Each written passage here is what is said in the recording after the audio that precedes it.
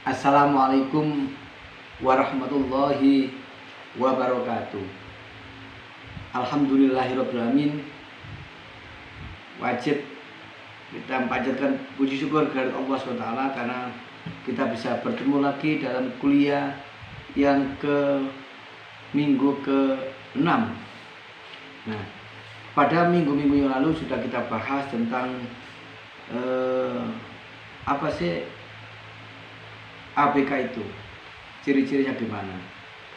Nah, sekarang kita menginjak pada materi praktek, sebenarnya praktek identifikasi anak berkebutuhan khusus atau disabilitas.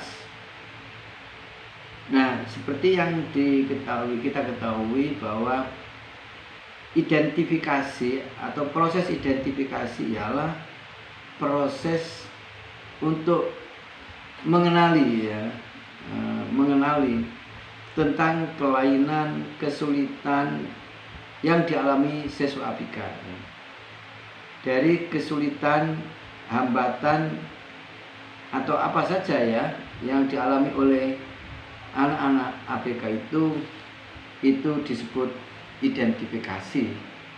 Nah, identifikasi ini banyak caranya atau kalau kita mau mengidentifikasi atau melihat apakah anak ini misalnya punya hambatan atau kelainan di bidang penglihatan misalnya, sejauh mana sih dia tidak bisa melihat, apakah tidak bisa melihat total atau remang-remang atau bagaimana. Nah, itu ada alat identifikasi berupa kolom-kolom gitu. Kolom-kolomnya terserah lah tapi sebagian buku itu seperti ini misalnya nanti kita disuruh membuat checklist gitu checklistnya. Ada kolom pertama tentang hambatan anak misalnya mulai hambatan penglihatan, pendengaran, motorik kasar, motorik halus, hambatan intelektual, berbicara, belajar spesifik kemudian emosi.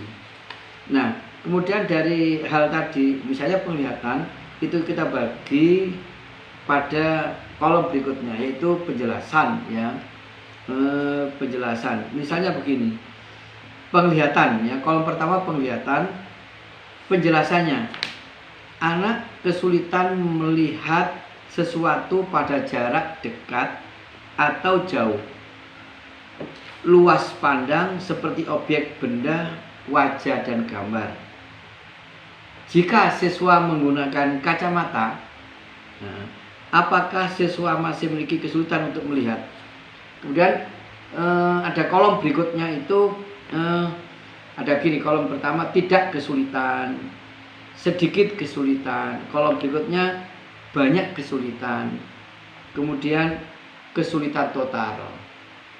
Nah, misalnya si A si A ini dari segi penglihatan itu tadi ada di tes misalnya ada barang misalnya barang ini barang ini, anak ini ditunjukkan apakah warna ini, misalnya dia mengatakan oh warnanya putih. Nah, padahal ini merah, maka nanti kita checklist ini anak ini tidak bisa melihat total tidak bisa melihat total. Nah, maka kita tulis di situ, kita checklist kesulitan total. Kesulitan total ini dari segi penglihatan. Kemudian ada penjelasannya di semacam keterangan gitu, kolom terakhir keterangan misalnya Ananda A dan dapat melihat dengan baik atau tidak bisa melihat sama sekali. Nah, kalau anak yang demikian maka dianggap buta total, maka nanti itu ada asesmen bagaimana cara pembelajarannya. Jadi identifikasi atau praktik identifikasi adalah proses kenali apa sih kesulitan atau hambatan belajar dari siswa ABK ini Itu mungkin dari segi penglihatan. Nah, seperti ini Coba perhatikan agak maju sedikit ini. Nah, ini ya. Ini mungkin kamu bisa melihat ya. Nah, di sini kolom pertama ini penglihatan, kemudian ada penjelasan. Penjelasannya kesulitan melihat sesuatu pada jarak dekat atau jauh. Luas pandang seperti objek, benda, wajah dan gambar. Kemudian di sini kolom ini tidak ada kesulitan, sedikit kesulitan, banyak kesulitan, kesulitan total. Nah, tinggal kita nyentang-nyentang aja dengan cara tadi, wawancara atau tanya jawab tadi ya. Oh, ternyata dia tidak, ini dikasih benda warna hitam tapi dia mengatakan putih, atau tidak bisa melihat sama sekali, maka disebut dia kesulitannya total. Nah, kemudian di sini ada penjelasan. Berikanlah penjelasan singkat tentang gambaran kesulitan sesuai dengan hasil pengamatan atau pengetahuan guru ya. Jadi seperti yang saya contohkan di awal tadi, murid A tadi dapat melihat atau tidak dapat melihat, atau dapat melihat dengan remang-remang. Nah, itu kalau remang-remang itu berarti mungkin kena slow learner namanya itu ya. Itu kira-kira bagaimana caranya membuat identifikasi ya. Mungkin dites lagi si A tadi ya, dites lagi tentang pendengarannya ya, pendengarannya. Ini pendengaran ya. Kemudian penjelasannya, kesulitan mendengarkan sesuatu suara seperti suara orang, musik dan suara lainnya. Jika siswa menggunakan alat bantu dengar telinga, apakah siswa masih mengalami kesulitan untuk mendengarnya? Ditulis saja tentang tidak ada kesulitan, sedikit kesulitan total ya. Ini semua tinggal nyentang-nyentang ya. Ada 9 atau 10 ya. Itu bentuk kelainan ya. Ini penglihatan, pendengaran dan seluruhnya ya. Ini bentuk apa? Metrik yang seperti ini. Tapi ada juga yang seperti ini ya. Seperti ini. Nah, ini alat identifikasi anak berkebutuhan khusus ya. Di sini dilihat nama sekolah, kelas, diisi tanggal, nama guru, GPK atau guru kelas ya. Dan di sini ada gejala yang diamati.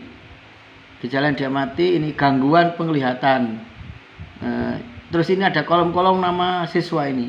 Nomor 1, 2, 3. Tinggal nanti ini nyentang. Misalnya begini ya. Siswa tersebut kena gangguan penglihatan, low vision, kurang melihat atau kabur, tidak mampu mengenali orang pada jarak 6 meter.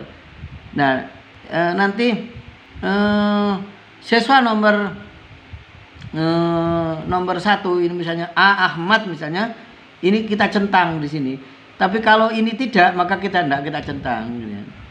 Misalnya ini ya nomor 2. Kesulitan mengambil benda kecil di depannya atau di dekatnya. Ini kesulitan benda kecil itu anak low vision ya. Nah, si A, si B sampai ini berapa anak ya? Anak ABK itu ada 10 misalnya. Kita centang begitu. Dan seterusnya sampai pada ini ada gangguan pendengaran ya. Kemarin ada gangguan penglihatan itu tunarungu, tunanitra atau vision.